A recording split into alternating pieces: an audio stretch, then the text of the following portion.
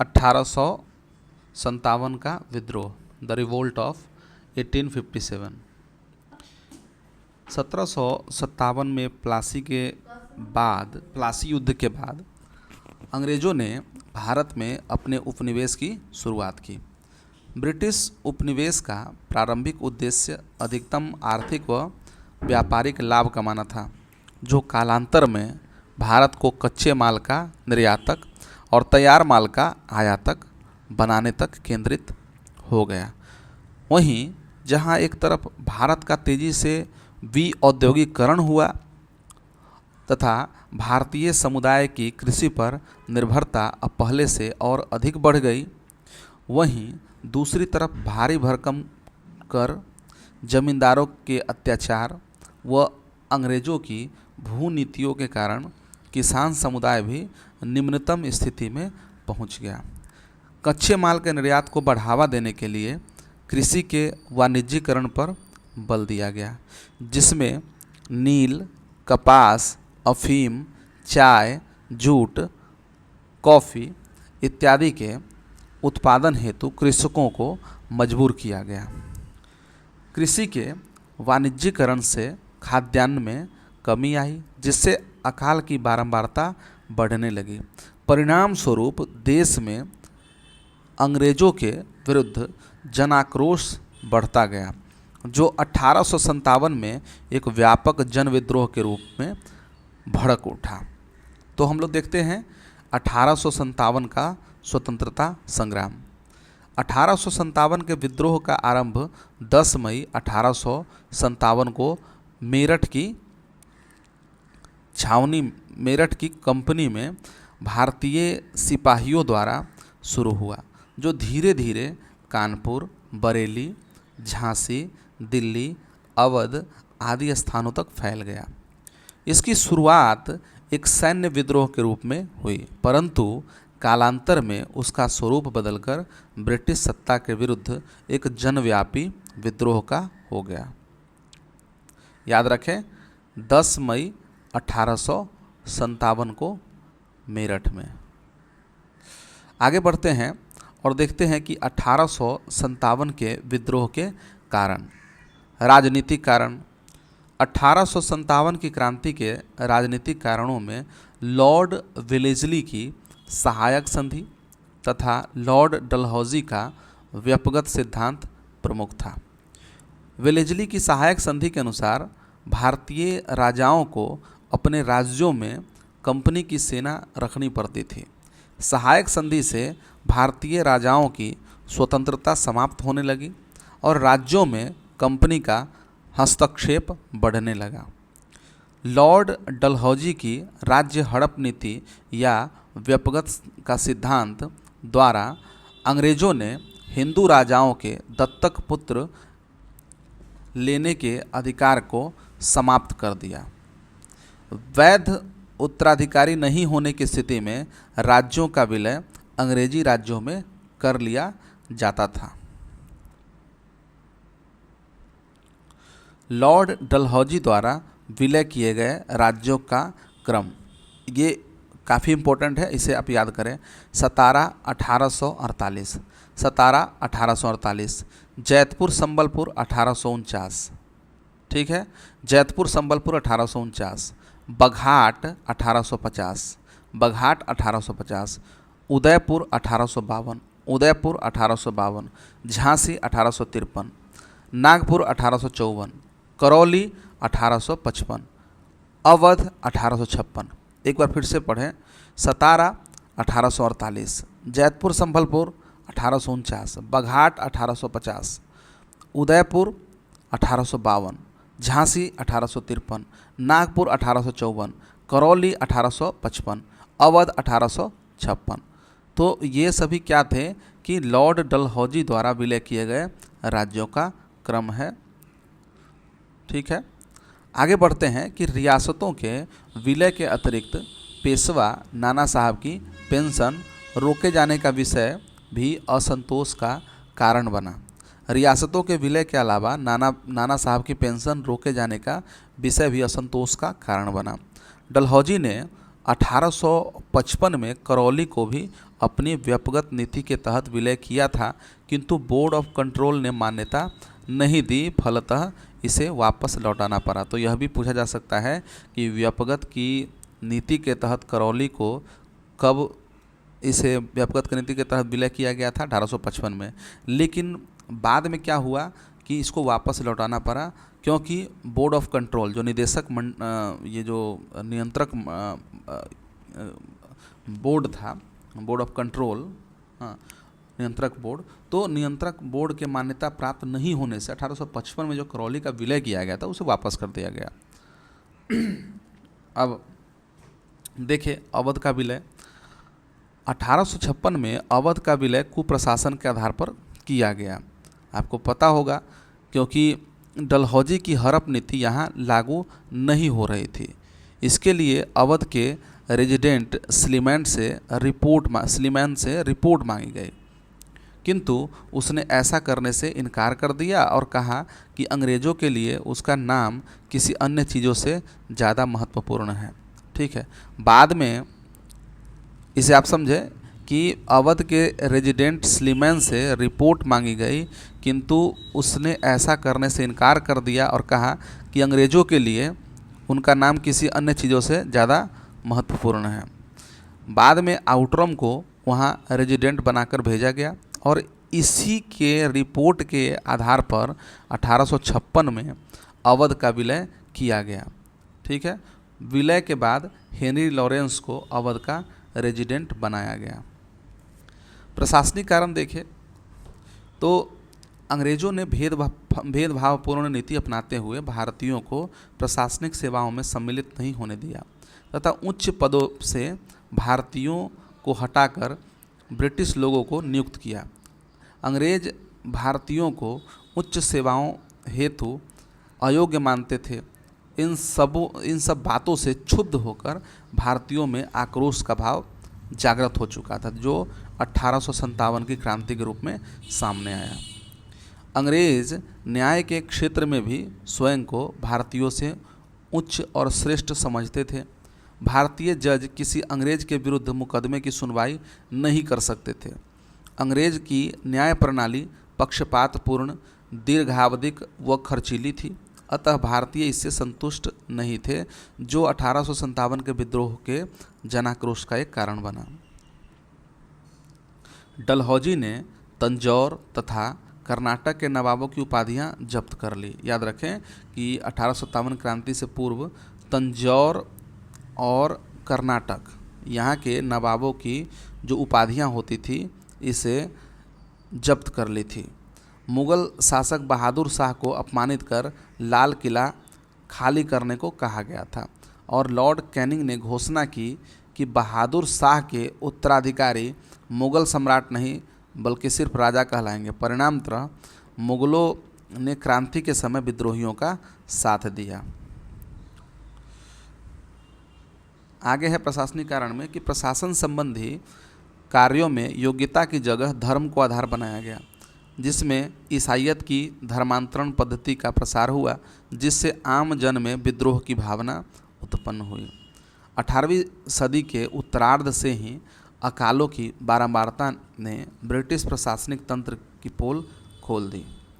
तो ये थे प्रशासनिक कारण। अब हम लोग सामाजिक एवं धार्मिक कारण की तरफ बढ़ते हैं। तो सांस्कृतिक सुधार की नीतियों से पारंपरिक भारतीय संस्कृति को हीन मानकर बदलाव करना, इससे समाज का रूढ़िवादी वर्ग ब्रिटिशों के विरुद्ध खड़ा हो गया। 1850 में आए धार्मिक निर्योग्यता अधिनियम, इसे याद रखें, धार्मिक निर्योग्यता अधिनियम 1850 द्वारा ईसाई धर्म को ग्रहण करने वाले पैतृक संपत्ति में अधिकार मिल गया। इससे हिंदू समाज में असंतोष की भावना फैल गई। ठीक है, 1813 के चार्टर्ड एक्ट में ईसाई मिशनरी के धर्मांतरण कार्यक्रमों को प्रोत्साहित किया गया। कालांतर में बेरोजगारों, विधवाओं, जनजातियों व अनाथों का धर्मांतरण करवाया गया। साथ ही अंग्रेज़ों की नस्लवादी भेदभाव की नीतियों ने भी विद्रोह की पृष्ठभूमि तैयार की। 1856 में डलहौजी के समय प्रस्तुत विधवा पुनर्विवाह अधिनियम 1856 में डलहौजी के समय विधवा पुनर्विवाह अधिनियम लॉर्ड कैनिंग के शासन में पारित हुआ। इसके पहले भी सती प्रथा, दास प्रथा व नर बलि प्रथा पर लगाई गई रोक के कारण सामाजिक तनाव व्याप्त था। पाश्चात्य शिक्षा ने भारतीय समाज की मूल विशेषताओं को समाप्त कर दिया गया। परिणामतः परंपरागत शिक्षा समर्थकों ने विद्रोह के समय अंग्रेजों का विरोध किया।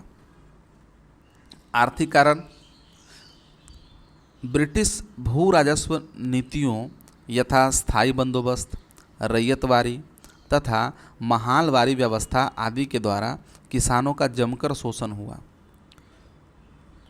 व्यापारिक कंपनी ने अपनी समस्त नीतियों के मूल में आर्थिक लाभ को केंद्र में रखा। कंपनी की नीतियों ने पारंपरिक उद्योगों को समाप्त कर दिया। इससे दस्तकारी व हथकरघा उद्योग में संलग्न वर्ग व किसानों की आर्थिक स्थिति अत्यंत शोचनीय हो गई तथा कृषि के वाणिज्यीकरण से खाद्य संकट उत्पन्न हो गया। अब सैन्य कारण देखें तो सेना में भारतीय और अंग्रेजी सैनिकों का अनुपात लगभग 5:1 था। सैन्य सेवा में नस्लीय भेदभाव विद्यमान थे और योग्यता के बावजूद भारतीय सैनिक अधिकतम सूबेदार के, ये पूछता है एग्जाम में, आप ध्यान रखें कि भारतीय सैनिक कहाँ तक पहुँच सकते थे, किस पोस्ट तक, तो सूबेदार के पोस्ट तक ही जा सकते थे और साथ ही उनके साथ बुरा बर्ताव किया जाता था। लॉर्ड कैनिंग के समय 1856 में सामान्य सेवा भर्ती अधिनियम पारित किया गया, जिसमें याद रखें सामान्य सेवा भर्ती अधिनियम 1856 में पारित किया गया, जिसके द्वारा किसी भी समय किसी भी स्थान पर समुद्र पार भी सैनिकों का जाना अंग्रेजी आदेश पर निर्भर हो गया।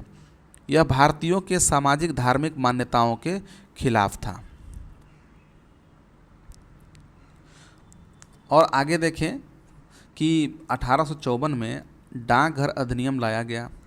याद रखें 1854 में डाकघर अधिनियम लाया गया, जिसके द्वारा अब सैनिकों को भी पत्र पर स्टैंप लगाना अनिवार्य हो गया। यह सैनिकों के विशेषाधिकारों के हनन जैसा था। ध्यातव्य है कि 1857 के विद्रोह के दमन के बाद ब्रिटिश सरकार ने भारतीय फौज के नवगठन के लिए पील आयोग का गठन किया। याद रखें पील आयोग 1857 के विद्रोह के दमन के बाद ब्रिटिश सरकार ने भारतीय फौज के नवगठन के लिए कौन सा आयोग लेके आया?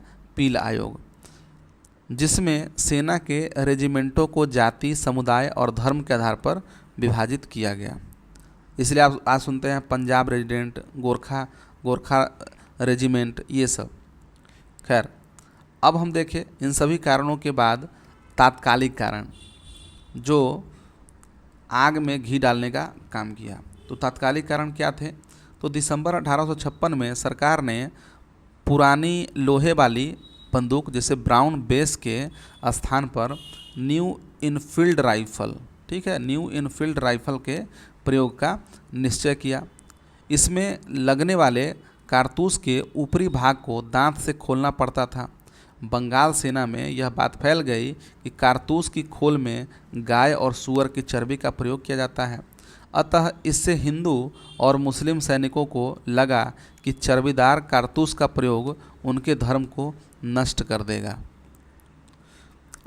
अधिकारियों ने इस अफवाह की जांच किए बिना तुरंत इसका खंडन कर दिया।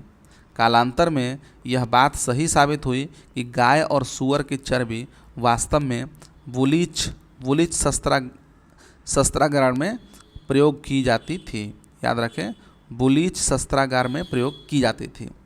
तो सैनिकों का विश्वास था कि सरकार जानबूझकर ऐसे कारतूसों का प्रयोग करके उनके धर्म को नष्ट करने तथा उन्हें ईसाई बनाने का प्रयत्न कर रही है। अतः सैनिकों ने क्षुब्ध होकर अंग्रेजों के विरुद्ध विद्रोह कर दिया। अब जब सभी कारण देख लिए तो अब हम लोग 1857 के विद्रोह का प्रारंभ देखते हैं।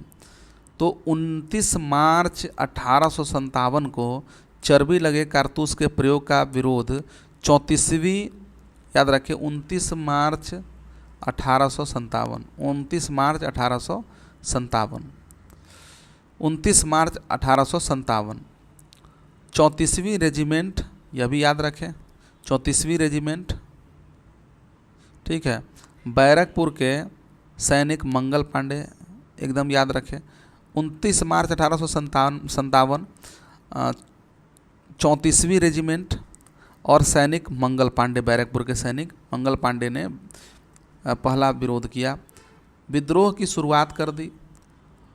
उसने सैन्य अधिकारी लेफ्टिनेंट बाग और मेजर सार्जेंट को गोली मारकर हत्या कर दी, ठीक है।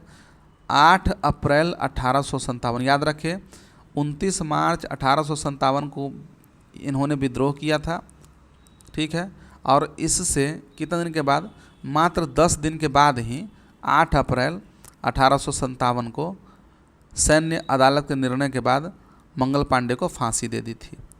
देखें कि 29 मार्च से लेके 8 अप्रैल मात्र 10 दिन का फर्क है, तो फांसी दे दी, जो कि 1857 की क्रांति का प्रथम शहीद माना गया। NCERT के अनुसार मंगल पांडे को 29 मार्च 1857 को फांसी की सज़ा दी गई थी। तो इसे भी याद रखें, अगर प्रश्न आते हैं इस तरह के तो आप इसके अनुसार आप हल करेंगे।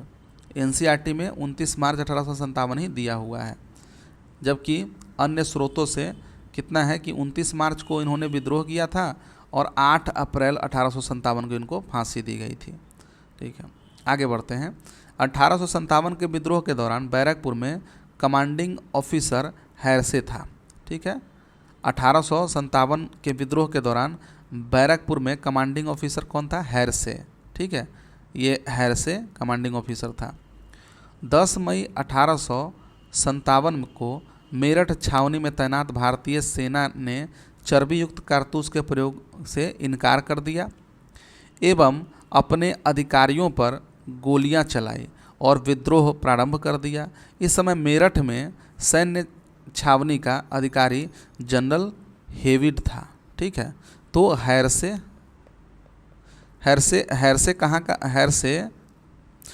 कहाँ का कमांडिंग ऑफिसर था? तो बैरकपुर का कमांडिंग ऑफिसर कौन था? हैरसे, ठीक है। और मेरठ सैन्य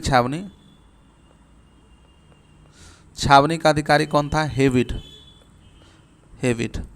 बैरकपुर का हैरसे कमांडिंग ऑफिसर और मेरठ का जनरल हेविड था मेरठ का। विद्रोह का विस्तार किस प्रकार हुआ? तो दिल्ली सबसे पहले। विद्रोह का आरंभ 10 मई 1857 को मेरठ छावनी में हुआ, तो पता है, ऊपर ही हम लोगों ने पढ़ा। सिपाहियों ने अपने अधिकारियों पर गोली चलाई और अपने साथियों को मुक्त करवाकर दिल्ली की ओर कूच किया तथा 11 मई को मेरठ के विद्रोही कहाँ पहुँचे? दिल्ली पहुँचे और 12 मई 1857 को उन्होंने दिल्ली पर अधिकार कर लिया तथा मुगल बादशाह बहादुर शाह द्वितीय को पुनः भारत का सम्राट व क्रांति का नेता घोषित किया। आप देखिए, आप डेट बिल्कुल याद रखिए। विद्रोह का आरंभ जो है 10 मई 1857 मेरठ छावनी से हुआ और 11 मई को विद्रोही कहाँ पहुँचे? 11 मई को दिल्ली पहुँचे और 12 मई को उन्होंने अधिकार कर लिया दिल्ली पर और नेता बहादुर शाह द्वितीय को नेता घोषित कर दिया, ठीक है। इसके बाद क्या हुआ कि दिल्ली में मुगल शासक बहादुर शाह द्वितीय को प्रतीकात्मक नेतृत्व दिया गया, किंतु वास्तविक नेतृत्व करता कौन था? बख्त खान था। बख्त खान के पास नेतृत्व रहा। हालांकि दिल्ली पर अंग्रेज़ों का पुनः अधिकार सितंबर 1857 में पूरी तरह हो गया। इस संघर्ष को दबाने के लिए अंग्रेज अधिकारी जॉन निकोलसन, हडसन व लॉरेंस को भेजा गया। इसे आप याद रखें। दिल्ली का जो जो विद्रोह था उसको दबाने के लिए जॉन निकोलसन, ठीक है, जॉन निकोलसन, ये एग्जाम में पूछता है, जॉन निकोलसन, हडसन और लॉरेंस, इसे ज़रूर याद रखें। जॉन निकोलसन, हडसन और लॉरेंस को भेजा गया, जिसमें जॉन निकोलसन क्या है, मारा गया, और हडसन ने सम्राट के दो पुत्रों और पौत्र को यह वचन देकर कि उन्हें कोई क्षति नहीं पहुंचाई जाएगी, गोली मारकर हत्या कर दी। बहादुर शाह द्वितीय की गिरफ्तारी हुमायूं के मकबरे में हुई। ये भी याद रखें कि हुमायूं के मकबरे में गिरफ्तारी हुई थी बहादुर शाह द्वितीय की। इसकी सूचना जीनत महल ने दी थी। बहादुर शाह द्वितीय को रंगून भेज दिया गया, जहां 1862 में उनकी मृत्यु हो गई। ठीक है, तो ये था दिल्ली में हुआ विद्रोह, जहाँ से शुरुआत हुई। मेरठ की छावनी के बाद जो है विद्रोही दिल्ली पर अधिकार किए, तो दिल्ली का जो विद्रोह था उसको समाप्त कर दिया गया। अब आगे है लखनऊ। तो जून, अब देखिए वहाँ का जो विद्रोह है वो चल रहा था, तो